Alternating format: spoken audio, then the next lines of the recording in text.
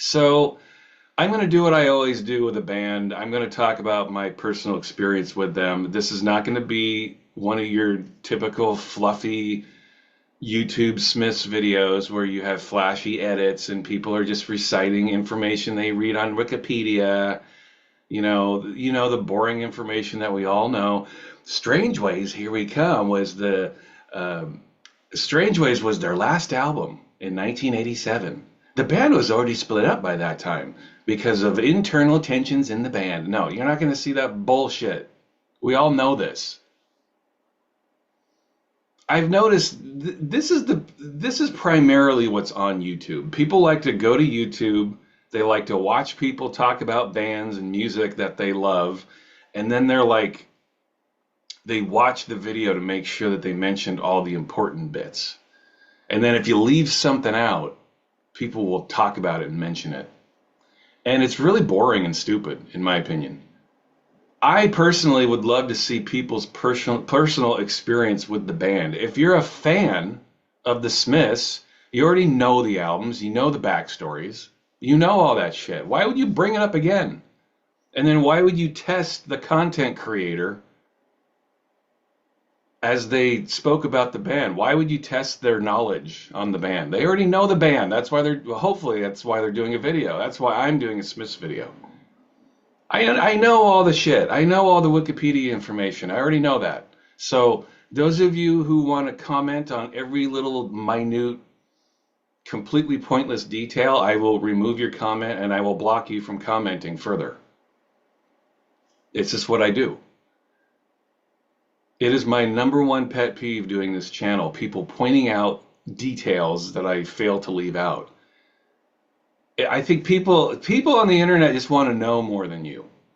I've bitched about this before, but you can do an hour-long video of one album and you'll leave out one little detail, and that's what somebody will mention. They won't mention the other 59 minutes and 59 seconds of the video. There was 1 second of you leaving something out, and that's what they'll mention. Drives me nuts. So, you Smiths fans, I know. Every little detail that I won't mention in this video, I know. That's why I'm not mentioning it. So you Smiths fans, you Morrissey fans, you Johnny Marr fans, I know, okay? I love the Smiths. I have every fucking thing they've ever done. I have everything Morrissey's ever done. I don't have everything Johnny Marr's done because he's been involved with some really, really shitty bands. But you know what? I still love him. And I actually bumped into Johnny Marr once.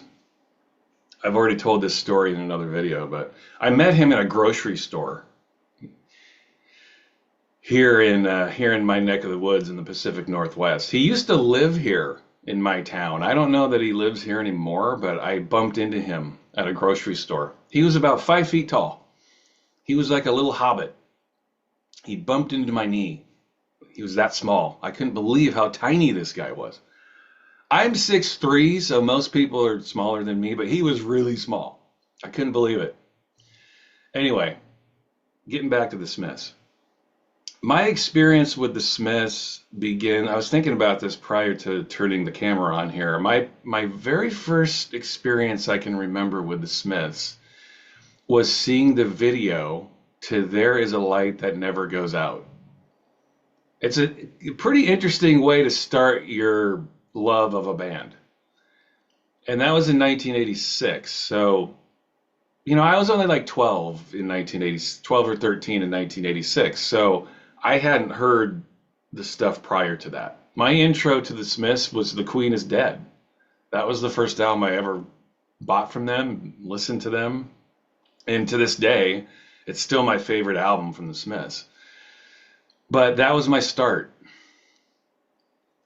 It was The Queen Is Dead, and very specifically, There's a Light That Never Goes Out. And kind of like The Queen Is Dead, how that album is my favorite Smiths album, that might be my favorite Smiths song. Now, I'm being nostalgic, obviously, because it was my intro to them. But it's still a beautiful song. I listened to There's a Light That Never Goes Out, and it's just like, wow. I mean, do pop rock songs get any better than that? It's one of the best pop songs I've ever heard in my life.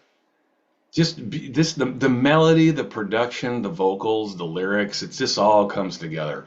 A great way to start a relationship with this band, in my opinion. So when I saw, and also this is going back to a decade where MTV actually showed videos. Are those of you, is anybody out there who was old enough to be watching MTV in the 80s remember? Like MTV actually used to show nothing but videos.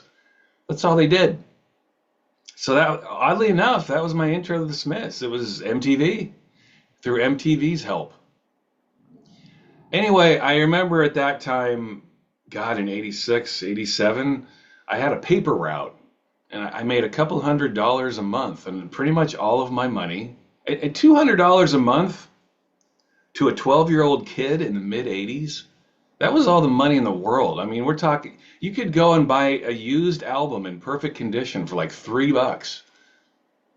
And that's what I did with The Queen is Dead.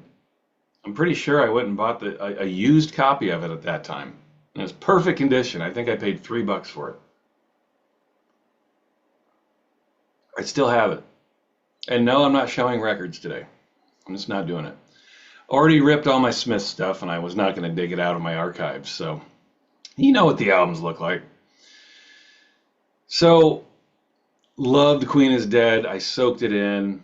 The whole goddamn album. I mean, to me, when I was preparing to do this video, I was in my mind, I was thinking, how would I rank the Smiths albums if I were to do that? And I mean, there are 4 studio albums. All right. That's what I'm focusing on, by the way. I'm not going to talk about Rank. I'm not going to talk about Hatful of Hollow. I'm not going to talk about Louder Than Bombs, although Louder Than Bombs in a weird way is arguably their best album. I mean, it's a compilation, but how good is Louder Than Bombs? I mean, oh my God. One of the best compilations ever. And that's one of the things, I'm getting all over the place here, I know. I'll get back to The Queen is Dead and their albums, but this is something that was really exciting about a lot of 80s bands. New Order was another good example of this. They put out songs that were singles only. It was very much a singles market in the UK. It was here in the US too, but in the UK, your pop band kind of died on the vine, hinging upon how well your singles did. And the Smiths were a singles band. Some of their best songs were singles only, like Ask, Panic. You know, these were songs that were only singles. You won't find those on an album. How Soon Is Now? It's a single. Here in the United States, How Soon Is Now got crammed onto the Meat Is Murder album, but that was not on the album originally. If you go by an original UK press of Meat Is Murder, you will not find How Soon Is Now on there. So technically that song was not on the album. Here in the United States, they did that a lot. When they repackaged an album, they would cram a single on there because most people at that time were buying a Smiths album because they thought they were getting How Soon Is Now. But that wasn't on the original album. I don't know how many Smiths fans know that. Single only. Anyway, Louder Than Bombs is a great compilation. But from The Queen is Dead, I worked backwards, obviously. That's what I did a lot of in the 80s because I was young. And I would find a lot of bands midway through their career. And so I would buy their current album and then work my way backwards. I went and got Meat Is Murder and then the first album. And I'm trying to remember how I thought about it before Strange Ways came out. I didn't like those two anywhere near as much as I like The Queen is Dead. Let me put it that way. I love Meat Is Murder. I don't think it's a perfect album, but I love it. I think Meat Is Murder is a logical predecessor to The Queen is Dead. The first album I love too. I do think it's their weakest album. I know, listen, this is an opinion. One man's opinion, all right? There's no right or wrong answer to this, but and plenty of people would say the Smiths' first album is their best album. I would go the opposite way. The first Smiths album is really good, don't get me wrong. I just don't think it's as strong as any of their other albums. Doesn't mean I don't like it. But for my taste, if I were to rank the four Smiths albums, it would go Queen is Dead, number one, Strange Ways, number two, Meat is Murder, number three, and then the first album, number four. They're all great, but I think the Queen is Dead and Queen is Dead's a 5-star album. Strange Ways is a 4.5-star album. Meat is Murder is a 4-star album, and then the first album is 3.5, 4 stars. That's how I would rate them out of 5. But the Queen is Dead, I mean, that's the gem. And you can mute me now. I don't want to gross you guys out, but I mentioned this in a previous video. I lost my virginity to The Queen is Dead. Very specifically, I know it's over. And Morrissey had the powers of Nostradamus on that one. He was warning me. I remember it was in 1990. I was still in high school. I'm rolling around for the first time with my then girlfriend. Her name was Renee. And we're rolling around and we're peeling clothes off and we're extremely awkward and it's very strange. And she's getting into the Smiths. I'm already into the Smiths in 1990. And I dropped the needle down on The Queen is Dead. And the moment that actual insertion happened was I Know It's Over. I Know It's Over was playing. And boy, was that a premonition. Oh my God. When I think back the last 35 years of my life and my relationships with women, I've had every level of relationship with a woman you can imagine. And unfortunately, there have been, well, I've seen my share of women in the last 35 years of my life. And boy, Morrissey was warning me. In hindsight, I am exhausted. I'm not married now. I don't have kids, thank Christ. But I'm at a point in my life where I never want to date again. I never want to go on another date with another woman as long as I live. That's how exhausted I am with women. I love women, don't get me wrong, but in terms of having a relationship with a woman, I'm done. I can't do it anymore. It is over. And Morrissey knew it. He was warning me. He literally was saying, dude, I know it's over. The minute you put it in there, the next 35 years of your life, it's over now. Run. Run while you can. Anyway, thank you, Morrissey, for trying to warn me. I appreciate it. Because I love women so much, I didn't take your heed. I didn't take your advice. And here I am, a broken, shattered man 35 years ago, all because of women. But anyway, I digress. I Know It's Over is a great song too, by the way, but I can't help but think every time I hear that song, I go back to that moment. But it's a great, the whole album, Cemetery Gates, There's a Light That Never Goes Out. I mean, Big Mouth Strikes Again. Are you serious? Think of this album. Every song on Vicar in a Tutu. The album is so well produced, well written, so fucking funny. Morrissey's hilarious. How funny is Morrissey? I think of Morrissey not as a singer, but as a comedian. This guy's fucking funny, man. What a great sense of humor, and it really comes through in everything he does. It always has, especially The Queen is Dead.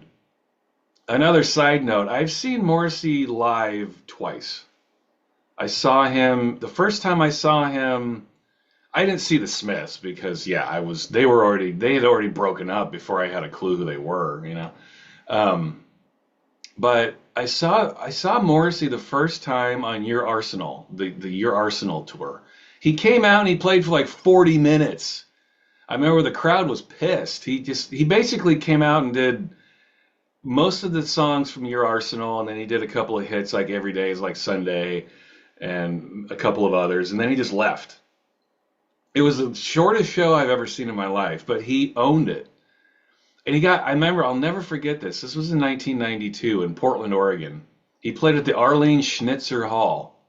Anybody watching this video, were you at that show? He came out, and the Schnitz is like, it's seated. It's seats.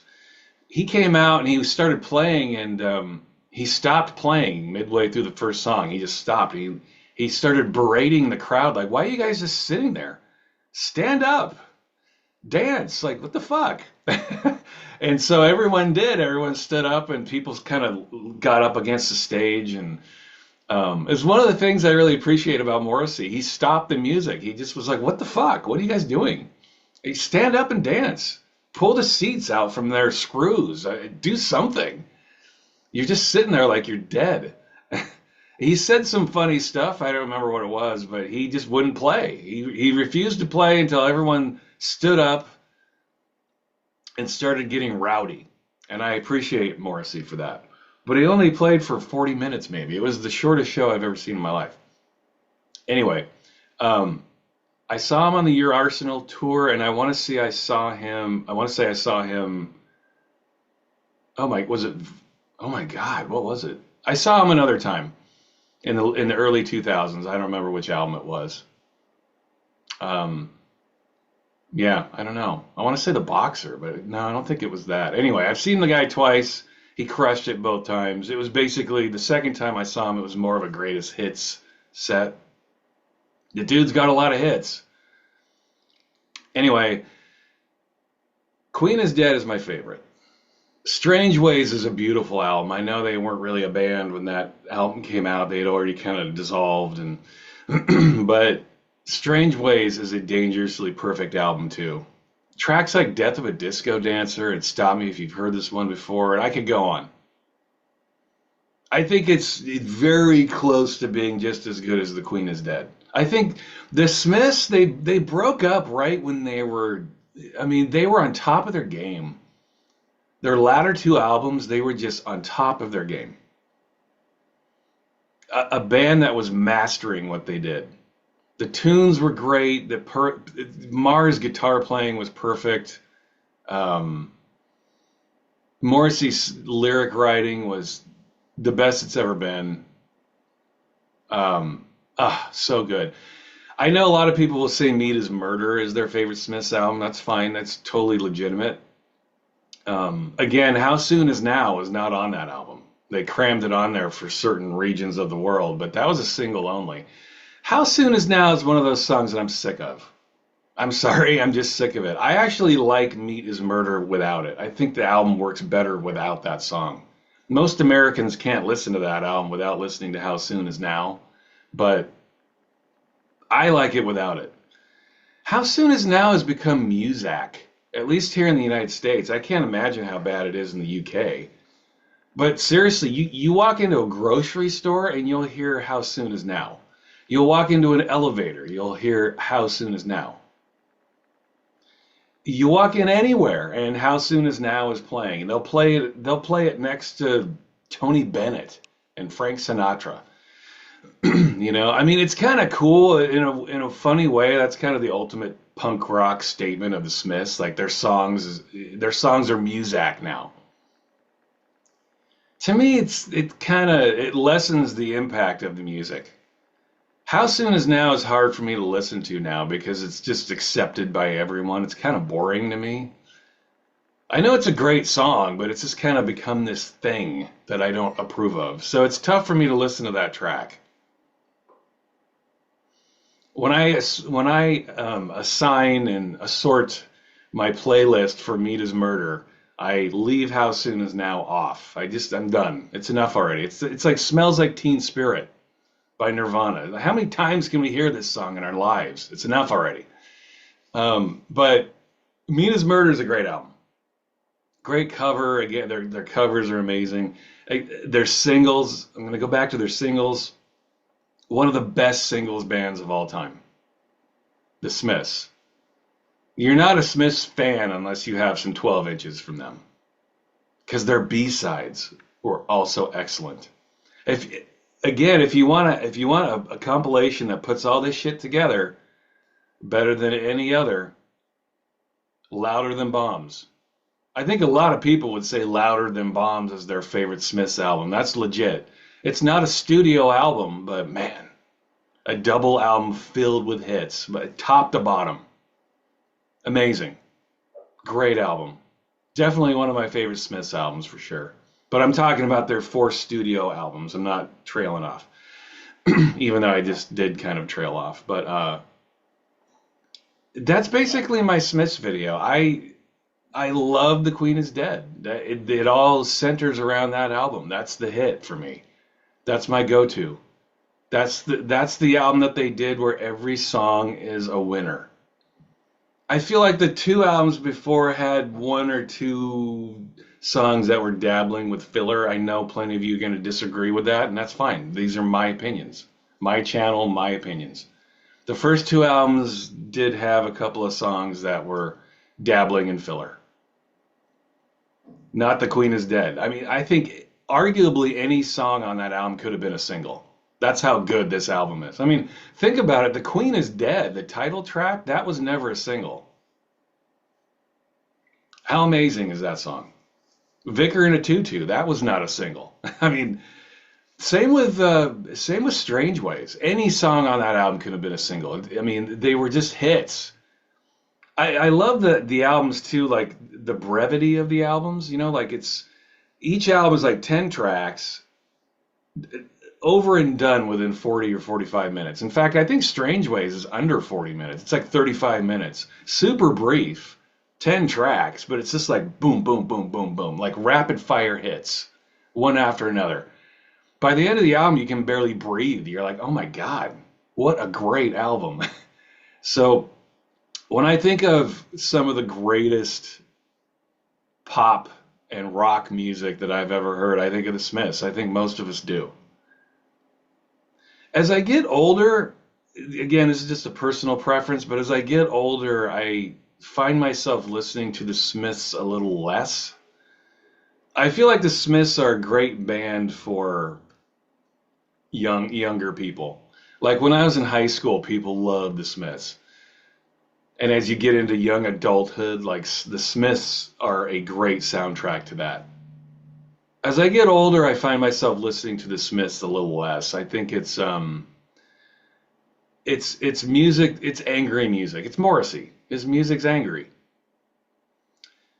And that reminds me of what I love most about the Smiths is like this juxtaposition, like Morrissey's delivery and his content, his lyrical content is so sarcastic and dour and can be so bleak, kind of, I mean, not kind of, it can be depressing.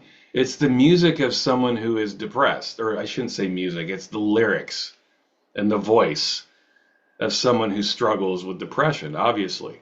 I think all of us have had at least a moment in our lives where we were depressed. And so he's a great voice for that.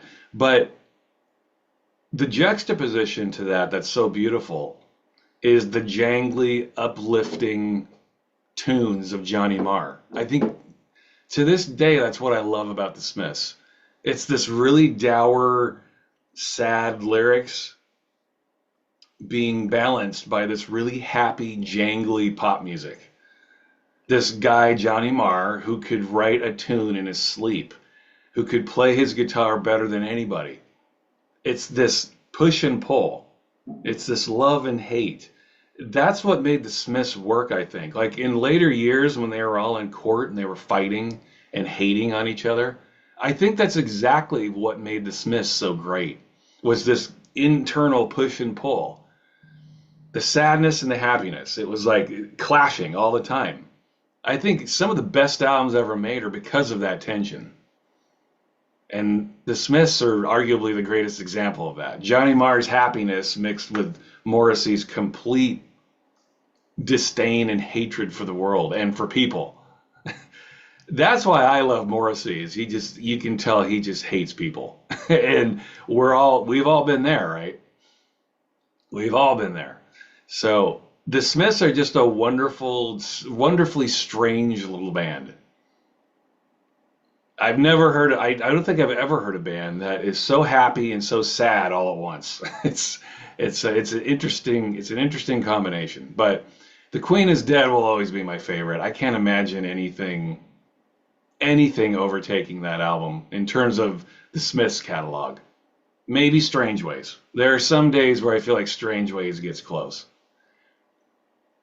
That is my relationship with the Smiths. Hope you enjoyed it. I'll talk to you next time. And I went over 20 minutes. I'm at 30 minutes now. Hey, I did my best. But as you know, I have a lot to say about music I love. And until next time, thank you very much.